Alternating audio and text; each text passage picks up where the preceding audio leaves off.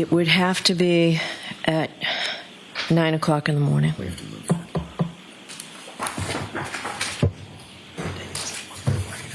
Your Honor, if I may hand up the discovery that was Thank you. provided by the defendant referenced by. We gotta make sure we can start our work. Oh, great, thank you. Is there any way we should use this month for today? That's what I'm We can do the afternoon of the 25th, if the morning doesn't work.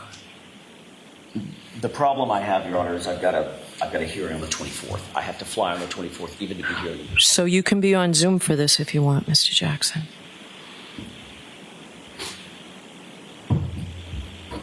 I'd rather be here, but I have to accommodate whatever the court's calendar is. I have to accommodate the court's schedule. If we can do it live, I'd rather do it live, but I will accommodate the court's calendar.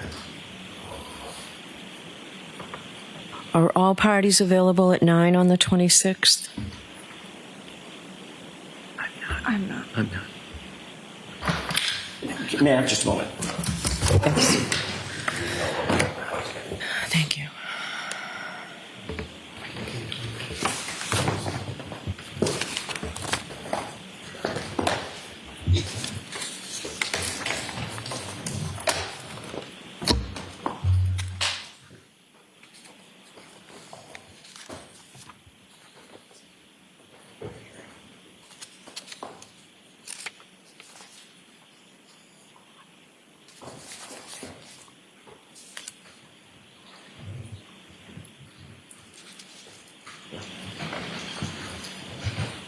Your Honor, we'll accommodate the 25th, one way or the other. All right. So we'll see everyone. Your Honor, I'm sorry. Just on behalf of Mr. Alessi, is there any chance the court would entertain the motion that he's doing today or no? No. Okay. All right, 11 o'clock on the 25th. Thank you. All rise for the court, please.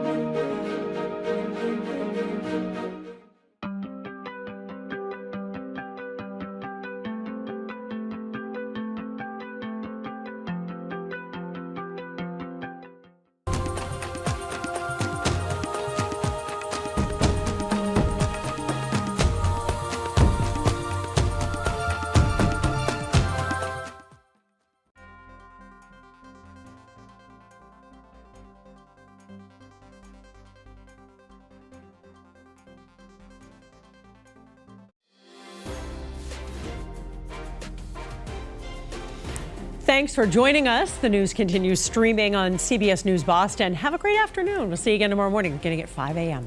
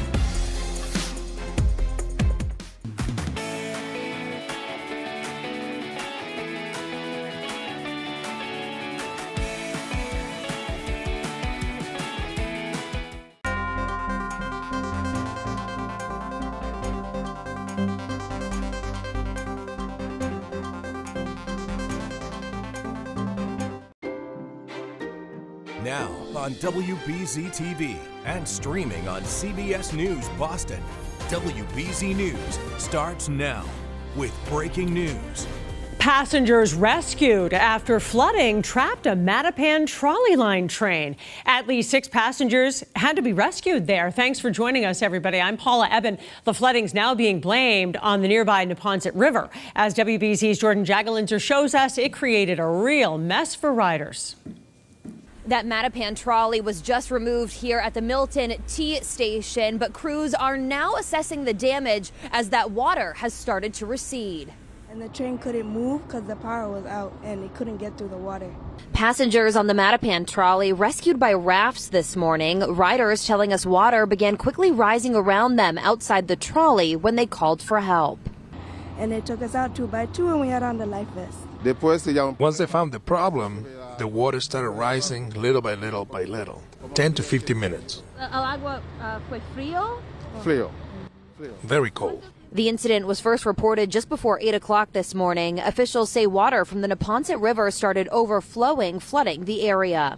That train became disabled in the station due to the rapid influx of water, up to what I would call several inches of water in a matter of minutes. Our WBZ News drone capturing what's left behind. The Mattapan trolley submerged, the tracks and platform completely underwater. I believe it was probably knee-high, maybe waist-high at some points. Milton Fire Chief Chris Madden says first responders are continuing to evaluate the situation. Their first priority was making sure that everyone got out safe. They were able to extricate or remove 7 people from the trolley using ice rescue suits and a boat. No one was injured. MBTA Chief Operating Officer Ryan Q. Holan saying the river has flooded before, but not to this extent. I've been with the MBTA for a little over a decade. I have not seen anything quite like this in this area. The trolley now out of commission. While passengers didn't make it to their intended destination, they say they're just grateful to have made it off the trolley safely. Thank you to the lady on the train. She kept all of us safe and communicated quickly and efficiently